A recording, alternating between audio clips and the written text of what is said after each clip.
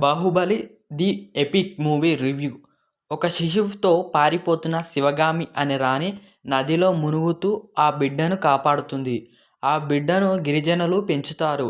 అతను పెద్దవాడై శివుడు అవుతాడు. బలవంతుడు, ధైర్యవంతుడు అవుతాడు. అతను జలపాతాన్ని ఎక్కి మాహిష్మతి రాజ్యం చేరుతాడు.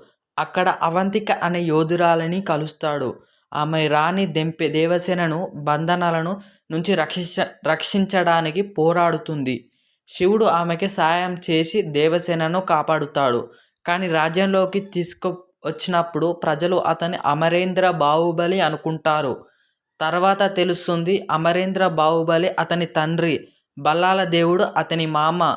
చివరిలో కట్టప్ప చెప్తాడు నేనే బాహుబలిని చంపాను అని. ఇక కథ గతంలోకి వెళ్తుంది. అమరేంద్ర బాహుబలి బల్లాల దేవుడిని ఇద్దరు శివగామి చేతి పెరిగి రాజ్యాన్ని వారసులుగా పోటీ పడుతారు.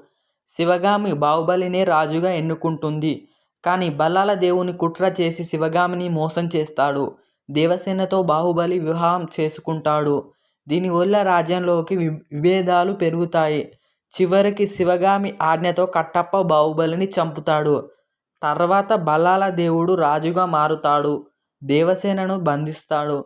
అయితే బాహుబలి కుమారుడు మహేంద్ర బాహుబలి తిరిగి వచ్చి బల్లాల దేవుణ్ణి ఓడించి రాజ్యాన్ని తిరిగి గెలుచుకుంటాడు.